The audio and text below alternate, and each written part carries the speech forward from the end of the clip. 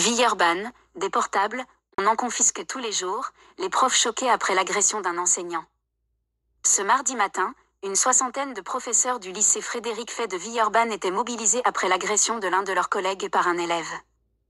Investir dans l'école, c'est réduire la violence, pas d'avenir sans moyens, stop aux violences scolaires, sans moyens, pas d'éducation. Ce mardi matin, devant le lycée Frédéric Fay de Villeurbanne, près de Lyon, une soixantaine de professeurs étaient en grève pour dénoncer la récurrence d'actes de violents à l'intérieur et aux abords de l'établissement. Vendredi dernier, un de leurs collègues s'est fait agresser en classe par un élève parce qu'il lui avait confisqué son téléphone. L'enseignant s'est fait casser le nez, entraînant une ITT de 8 jours. Jusqu'à présent, la rentrée se passait bien, lance Mathias, professeur d'anglais. Ce n'est pas un établissement, ni une classe, connue pour ce genre de faits. Aujourd'hui, on est tous et toutes réunis parce qu'on pense au collègue qui va devoir revenir travailler dans cette ambiance. Même si tout le monde ne le connaît pas personnellement, on est une équipe pédagogique et on se soutient. Il ajoute, ces faits sont inacceptables. Et on pense à tout ce qu'on réclame depuis des années. Des demandes sans réponse. Cette violence administrative, par contre, on la subit tous les jours. Tous les ans, on alerte, tous les ans, on est ignoré. On est choqué, glisse à son tour Sonia, professeure d'histoire-géographie. Des portables, on en confisque tous les jours. On n'imagine jamais que ça puisse en arriver là. Mais on se sent surtout abandonné et en colère.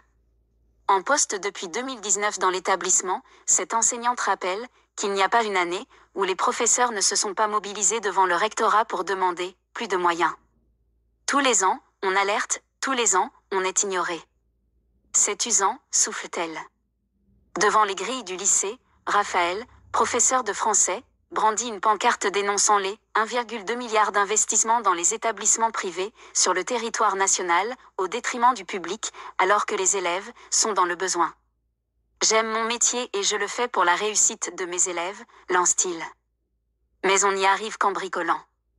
On a des lycéens dans le besoin, qui viennent de collèges en zone d'éducation prioritaire. Ils veulent réussir mais dans ces conditions, on ne leur donne pas toutes leurs chances. Ces conditions ? Il pleut dans les salles, il n'y a pas de chauffage, il manque des effectifs en infirmerie, chez les CPE, à la direction. On est laissé à l'abandon depuis des années, ce qui instaure une dégradation du climat scolaire. Dans cette ambiance, on peut voir s'installer la frustration chez certains élèves, qui, parfois, se traduit par de la violence. Nouvelle mobilisation jeudi. Même constat pour Mathias qui effectue sa 6e rentrée dans l'établissement.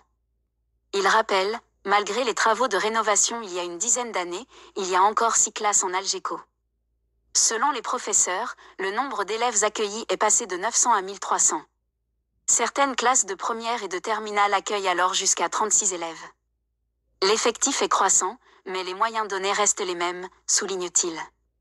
Pour ce professeur d'anglais, le lycée fait « génial », mais sur le papier. L'offre fait envie, mais ce qu'on ne voit pas, c'est le dédoublement des classes, le manque d'accompagnement personnalisé pour les secondes, l'abandon d'heures dégagées pour les cours obligatoires sur la vie sexuelle et affective ou le harcèlement scolaire, par exemple, liste-t-il. Cette opération, lycée mort, durera toute la journée, jusqu'à une réponse satisfaisante du rectorat. Jeudi, tous les lycées d'éducation prioritaire de la région seront en grève pour ces mêmes raisons. Contacté, l'Académie de Lyon n'a pas répondu à nos sollicitations au moment de la publication de cet article.